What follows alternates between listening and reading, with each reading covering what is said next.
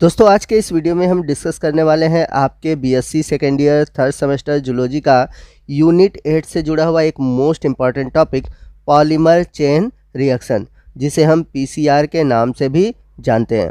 तो पीसीआर जो टॉपिक है बहुत ही इम्पॉर्टेंट है और इस टॉपिक से आपके एग्ज़ाम में क्वेश्चन पूछे जाते हैं। तो आज के इस वीडियो में सबसे पहले हम बात करेंगे कि पीसीआर होता क्या है, पीसीआर मशीन कैसी होती है, यानी कि हम पीसीआर मशीन से जुड़े हुए कुछ बेसिक जानकारी को जानेंगे। उसके बाद हम बात करेंगे रिक्वायरमेंट्स ऑफ पीसीआर, यानी कि पीसीआर टेक्निक में हमें किस किस चीज़ों की रिक्वायरमेंट होती है, और साथ ही साथ जानेंगे कि पीसीआर टेक्निक में कौन कौन से स्टेप इन्वॉल्व होते हैं, किन स्टेप को फॉलो करके हम पीसीआर टेक्निक को करते हैं।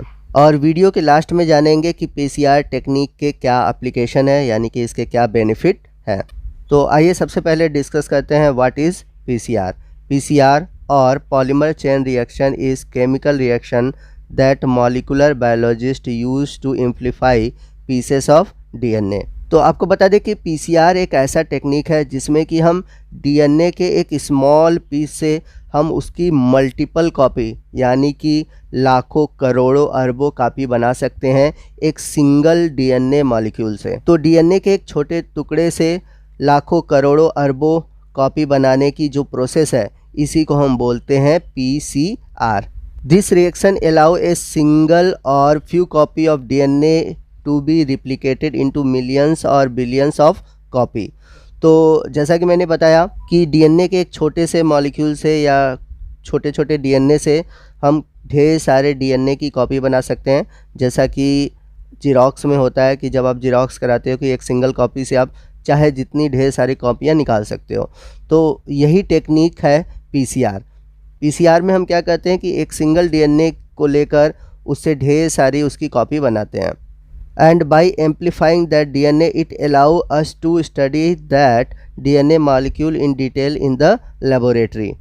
तो डीएनए एम्प्लीफिकेशन के इस टेक्निक के द्वारा हम डीएनए मॉलिक्यूल का स्टडी करते हैं लेबोरेटरी में। तो जो पीसीआर टेक्निक है ये बहुत ही इम्पॉर्टेंट टेक्निक है। जैसे कि अगर मान लीजिए किसी क्राइम साइट पर आपको किसी क्रिमिनल के डीएनए के सैंपल मिलते हैं, अब उस सैंपल का हमें कई बार स्टडी करना है, ठीक है। तो कई बार स्टडी करने के लिए हमें क्या चाहिए, उसका सैंपल तो हमारे पास बहुत कम है, तो उस सैंपल का हमें कई बार स्टडी करना है।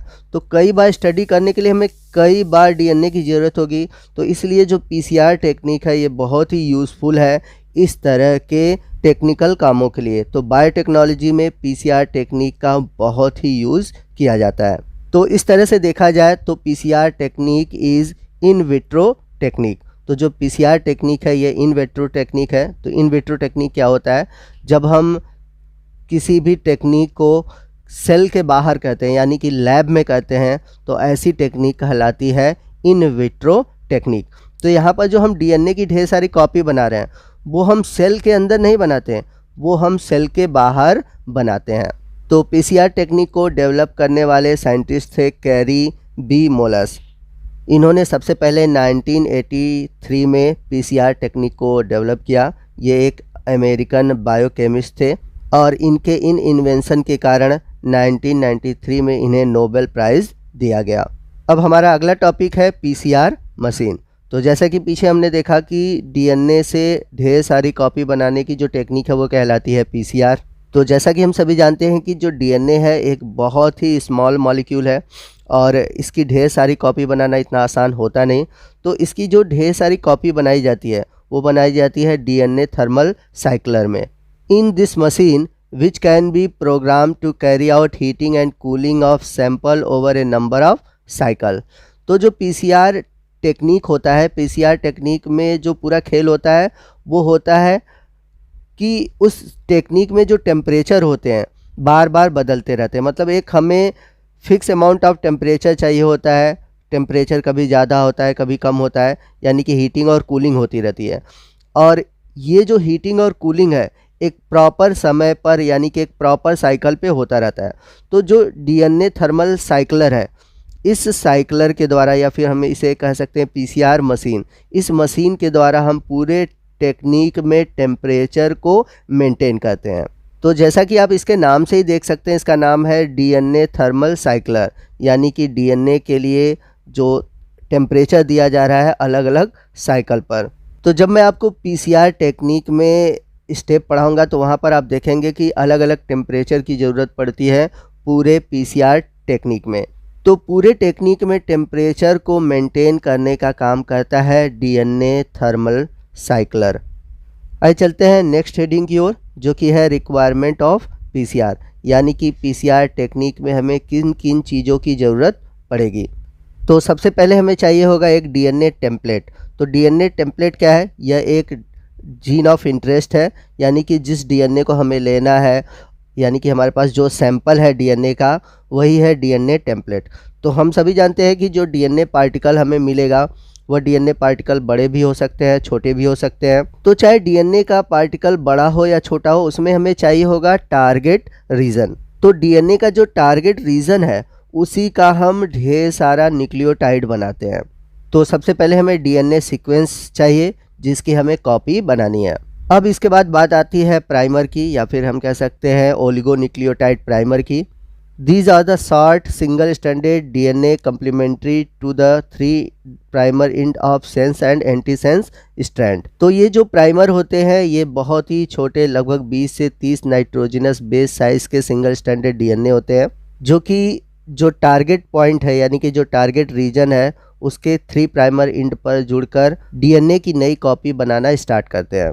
अब इसके बाद हमें चाहिए होगा डीएनए पॉलीमरेज। डीएनए पॉलीमरेज बहुत ही इंपॉर्टेंट है, क्योंकि डीएनए पॉलीमरेज के थ्रू हम डीएनए की बड़ी बड़ी कॉपी बनाते हैं, यानी कि डीएनए जो पॉलीमरेज है इसी के द्वारा हम डीएनए की नई न्यूक्लियोटाइड का निर्माण करते हैं। तो यहाँ पर आपको बता दें कि यहाँ पर जो हम डीएनए पॉलीमरेज लेंगे वो लेंगे थर्मोस्टेबल डीएनए पॉलीमरेज। तो इसे हम थर्मोस्टेबल डीएनए पॉलीमरेज क्यों कह रहे हैं? क्योंकि हम यहाँ पर लैब में डीएनए का फॉर्मेशन कर रहे हैं। तो चूँकि जो हमारे शरीर में पाया जाने वाला डीएनए पॉलीमरेज है वो 37 डिग्री सेंटीग्रेड पर काम करता है, लेकिन मैंने आपको बताया कि पीसीआर टेक्निक में कभी कभी टेम्परेचर को हम 90 से ऊपर भी ले जाते हैं, यानी कि 90 डिग्री सेंटीग्रेड से ऊपर भी ले जाते हैं। तो इस टेम्परेचर पे जो डीएनए पॉलीमरेज है, जो हमारा नेचुरल डीएनए पॉलीमरेज है जो हमारे बॉडी में पाया जाता है, वो ख़त्म हो जाएगा, वो इनएक्टिव हो जाएगा। तो इसलिए इस टेक्निक में हम थर्मोस्टेबल डीएनए पॉलीमरेज यूज़ करते हैं, और इसका एक सबसे बेस्ट एग्जांपल है टैक पॉलीमरेज। तो टैक पॉलीमरेज जो है एक थर्मोस्टेबल डीएनए पॉलीमरेज है, जो कि हायर टेम्परेचर पर इनएक्टिव नहीं होता। तो आपको बता दें कि ये जो टैक पॉलीमरेज है ये लिया गया है एक विशेष प्रकार के बैक्टीरिया से जिसका नाम है थर्मस एक्वाटिकस। तो टैग का जो टी है ये है थर्मस और एक्यू है एक्वाटिकस। तो ये जो नाम पड़ा हुआ है इसी के नाम से पड़ा हुआ है। तो अब आपको यहाँ पर पता चल गया होगा कि टैग पॉलीमरेज नाम क्यों पड़ा, ठीक है। और यहाँ पर आपके एग्जाम में इससे क्वेश्चन भी 1 नंबर का पूछा जाता है कि टैग पॉलीमरेज किससे प्राप्त होता है, तो याद रखिएगा थर्मस एक्वाटिकस से। तो टैग पॉलीमरेज के अलावा भी और भी ऐसे पॉलीमरेज हैं जिनका यूज़ किया जाता है पीसीआर टेक्निक में। इसके अलावा एक और डीएनए पॉलीमरेज है पीएफयू, जो कि प्राप्त किया जाता है बैक्टीरिया पायरोकोकस फ्यूरियोसस से। इसके अलावा एक और पॉलीमरेज एंजाइम है वेंट, जो कि थर्मोकोकस लिथोरेलिस से प्राप्त होता है। तो यहाँ पर हमने 3 तरह के पॉलीमरेज एंजाइम के बारे में जाना, टैग पॉलीमरेज, पीएफयू और वेंट। इन तीनों का यूज़ किया जाता है पीसीआर टेक्निक में। इसके अलावा चौथी चीज़ हमें चाहिए डीऑक्सी न्यूक्लियोसाइड ट्राइफॉस्फेट, जैसे कि डीएटीपी, डीसीटीपी, डीटीटीपी, डीजीटीपी। तो ये ऐसे न्यूक्लियोटाइड है जिनका फॉर्मेशन होता है लेबोरेटरी के अंदर। तो ये 4 बेसिक रिक्वायरमेंट होती है पीसीआर टेक्निक में। इसके अलावा कुछ बफर सोल्यूशन भी चाहिए होता है हमें पीसीआर टेक्निक के अंदर। तो इन सभी कंपोनेंट की रिक्वायरमेंट कहाँ पर कैसे होती है नेक्स्ट पार्ट में हम डिस्कस करेंगे। तो अगले पार्ट में हम पीसीआर टेक्निक में जो इन्वॉल्व होने वाले स्टेप हैं उन सभी स्टेप को डिटेल से जानेंगे। आज की इस वीडियो में बस इतना ही, मिलेंगे अगले वीडियो में अगले टॉपिक के साथ। तो आपको आज का ये वीडियो कैसा लगा कमेंट करके ज़रूर बताइएगा। वीडियो अच्छा लगा हो तो वीडियो को लाइक और शेयर करना मत भूलिएगा, और कोई भी डाउट हो आप हमसे कमेंट करके पूछ सकते हैं। तो मिलते हैं नेक्स्ट टॉपिक में, तब तक के लिए जय हिंद, जय भारत।